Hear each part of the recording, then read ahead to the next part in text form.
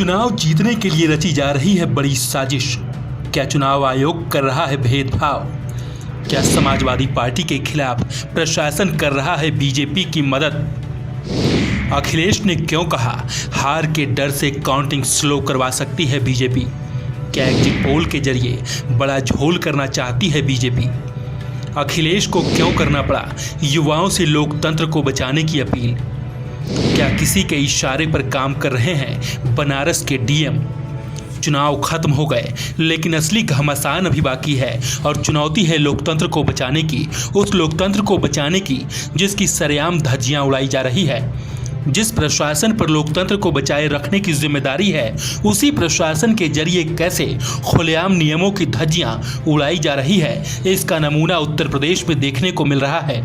पकड़े गए जो सील बक्से थे, एक बक्से में सादा बैलेट पेपर था तथा दो बक्से में मोहरें, रजिस्टर तथा सील करने वाला सामान था। करीबन 500 बैलेट पेपर पकड़े गए। इसी तरह सोनभद्र का है कि सोनभद्र में भी बड़े पैमाने पे चीजें पकड़ी गई। वो भी लोग समझ में आ गया तो उन्होंने देखा, एसडीएम को रोका। एसडीएम घोरावल जनपद सोनभद्र में खाली मत पर अपनी गाड़ी से पॉलिटेक्निक कॉलेज ले जाते हुए पकड़े गए। क्या सफाई देगी सरकार? इसीलिए मैंने कहा प्रमुख सचिव मुख्यमंत्री आप जानकारी कर लें। अगर आपके डीएम्स कोई जानकार हैं, उन्होंने खुद बताया है कि वहां से लखनऊ से फोन आ रहे हैं कि जहां पर भारतीय जनता पार्टी हार रही हो वहां पर काउंटिंग स्लो हो और रात तक काउंटिंग लेकर के जाइए। अखिलेश की चिंता गैर जरूरी नहीं है, बकायदा उन्होंने इसके सबूत भी दिखाए। कहीं ट्रकों से ईवीएम पकड़े जा रहे हैं तो कहीं प्रशासन के नाक के नीचे से लोकतंत्र का मजाक उड़ाते हुए ईवीएम को लेकर भाग जा रहे हैं और प्रशासन हाथ पर हाथ धरे बैठी हुई है। अब जरा सोचिए कि किस तरह से एक राजनीतिक दल जो सत्ता में है, जिसकी जिम्मेदारी बनती है कि लोकतंत्र को मजबूत बनाए, वो कैसे चुनाव में अपनी हार से बौखला गई है। यही वजह है कि अब एग्जिट पोल के सहारे लोगों के बीच ये नैरेटिव सेट करने की कोशिश की जा रही है कि प्रदेश में बीजेपी की लहर चल रही है, बीजेपी बहुमत के साथ दोबारा सत्ता में आ रही है। ये दरअसल एक ऐसी कोशिश है ताकि मतगणना में अगर गड़बड़ी भी करें तो किसी को शक ना हो कि जहां भारतीय जनता पार्टी हारे वहां पर काउंटिंग स्लो करिए।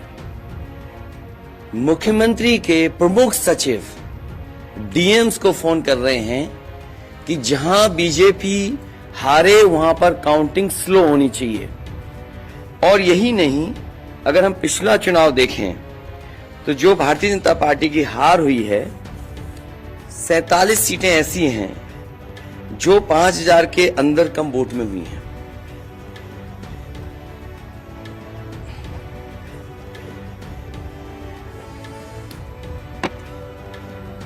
सैतालीस सीटें ऐसी हैं पिछले चुनाव की जहां पर 5000 वोट के कम फासले से भारतीय जनता पार्टी जीती है। और जो आज देखने को मिला है बनारस में कि जहां ईवीएम्स ले जाई जा रही थी, एक ट्रक पकड़ा गया, 2 ट्रक लेकर के भाग गए। अगर सरकार चोरी नहीं कर रही थी, ये वोट की चोरी जो नहीं कर रही थी, तो कम से कम बताए कि एक गाड़ी रोक ली, पकड़ी गई। लाइव है, अभी भी हम लाइव देख सकते हैं। 2 गाड़ियां क्यों भागी?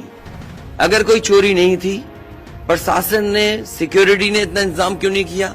इतनी फोर्स है, अभी इलेक्शन की फोर्स गई नहीं है यूपी से, तो आखिरकार अधिकारी क्यों नहीं कर रहे थे? क्या वजह है कि बिना सिक्योरिटी, बिना इतने इंतजाम के ईवीएम्स जा रही हैं? और ईवीएम्स के बारे में ये मानना है कि किसी भी वेयर हाउस में रखी हो या किसी भी स्ट्रांग रूम में रखी हो, तो बिना प्रत्याशी के जानकारी के आप मूव नहीं कर सकते हैं। अखिलेश यादव को अच्छी तरह से पता है कि जिस तरह से ईवीएम के साथ छेड़खानी की जा रही है, बिना प्रत्याशी को बताए ईवीएम्स को इधर से उधर किया जा रहा है, वो कहीं ना कहीं इसी ओर इशारा कर रहा है कि दाल में कुछ काला है। और शायद इसीलिए अखिलेश अब लोकतंत्र को बचाने के लिए अपने समर्थकों से खुलकर ईवीएम की रक्षा करने की अपील कर रहे हैं। वो अपील कर रहे हैं कि ये लोकतंत्र को बचाने का आखिरी मौका है, इसीलिए जब तक काउंटिंग हो न जाए तब तक ईवीएम पर कड़ी नजर रखें। अखिलेश की चिंता जाहिर है, क्योंकि कोई भी सरकार खुद ईवीएम के साथ छेड़छाड़ नहीं कर सकती है। इसीलिए प्रशासन के जरिए बड़े ही आराम से नियमों को ताक पर रखकर अपना सारा काम करवा लेती है। गौरतलब है कि बनारस वो जगह है जहां सिर्फ बीजेपी नहीं बल्कि पीएम मोदी की साख दांव पर लगी है। यही वजह है कि बनारस में लोकतंत्र की धज्जियां उड़ाने का खुला खेल फर्रुखाबादी चल रहा है। तो मैंने आपसे कहा कि ये लोकतंत्र का आखिरी चुनाव है।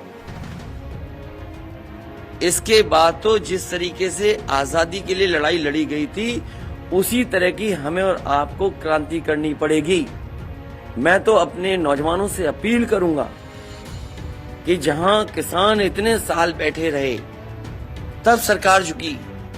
कम से कम 3 दिन लोकतंत्र के अखंड प्रहरी बनकर के ईवीएम्स को बचाएं और चुनाव को बचाएं।